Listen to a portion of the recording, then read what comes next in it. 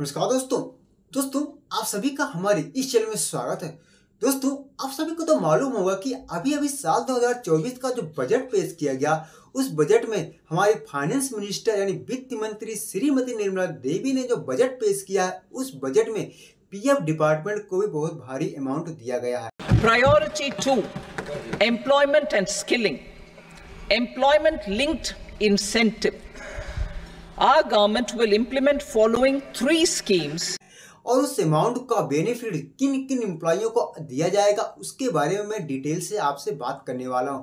और जो बेनिफिट आपको दिया जाएगा वह किन स्कीम के जरिए दिया जाएगा, किस प्रकार की स्कीम लेकर आई है सरकार, और सरकार जो एम्प्लॉइयों को अमाउंट दे रही है, जो पैसे दे रही है, वह कैसे और किस प्रकार से एम्प्लॉइयों को मिलने वाला है, इसके बारे में पूरा डिटेल से बात करने वाला हूँ।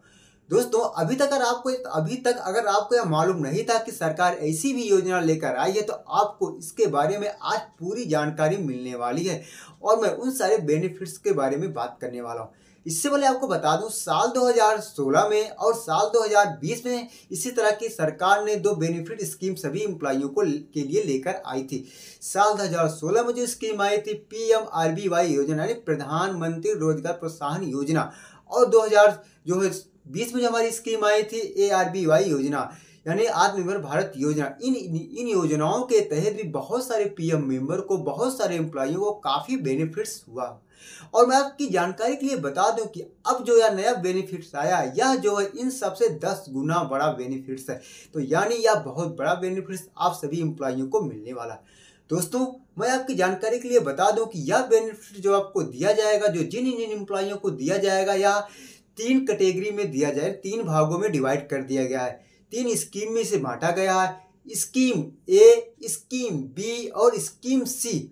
और साथ ही साथ मैं आपको फाइनेंस मिनिस्टर श्रीमती निर्मला देवी ने भाषण में यानी स्पीच में क्या कहा या बजट पेश करते हुए, उसको भी आगे मैं आपको सुनाने वाला हूं। और मैं आप सभी को डिटेल से हर एक स्कीम के बारे में बात करने वाला हूँ, किस स्कीम के तहत किसको क्या मिलने वाला है। तो चलिए मैं एक एक स्कीम के बारे में आपको डिटेल से बताता हूँ। सबसे पहले आपको स्कीम ए के बारे में बता रहा हूँ कि स्कीम ए में किन किन लोगों को मिलेगा और कितना अमाउंट मिलने वाला स्कीम है। इससे पहले आपको मैं श्रीमती निर्मला देवी के जो भाषण में जो उन्होंने आपको जो इस बजट पेश करते जो बताया था, उसको मैं आपको सुना देता हूँ, आप सुन लीजिए। Priority 2, employment and skilling, employment linked incentive. Our government will implement following 3 schemes for employment linked incentive as part of the Prime Minister's package. These will be based on enrollment in the EPFO and focus on recognition of first-time employees and support to employees and employers.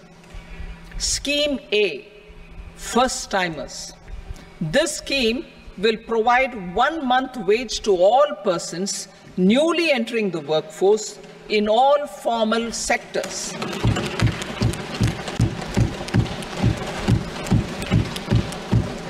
Direct benefit transfer of 1 month's salary in 3 installments to first-time employees as registered in the EPFO will be up to 15,000 rupees. The eligibility limit will be a salary of 1 lakh per month. The scheme is expected to benefit 210 lakh youths.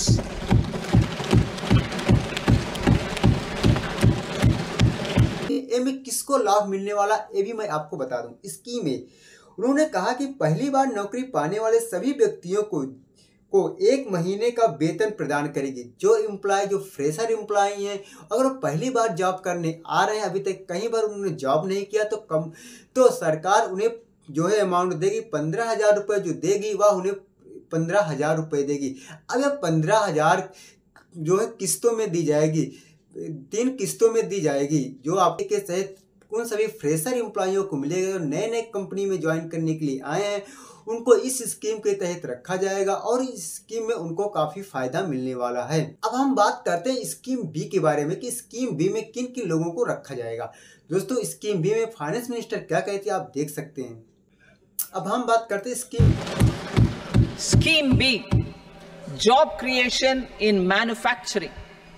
This scheme will incentivize additional employment in the manufacturing sector linked to the employment of first-time employees. An incentive will be provided at specified scale directly both to the employee and the employer with respect to the EPFO contribution in the first 4 years of employment. The scheme is expected to benefit 30 lakh youth entering employment and their employers. और चलिए अब हम देखते हैं scheme सी के बारे में क्या कह रही हैं, इसमें क्या क्या बेनिफिट्स मिलने वाले हैं। Scheme C, support to employers. This employer-focused scheme will cover additional employment in all sectors. All additional employment within a salary of 1 lakh rupee per month will be counted.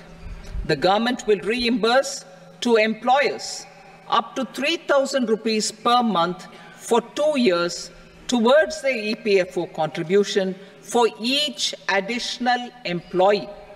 The scheme is expected to incentivize additional employment of 50 lakh persons.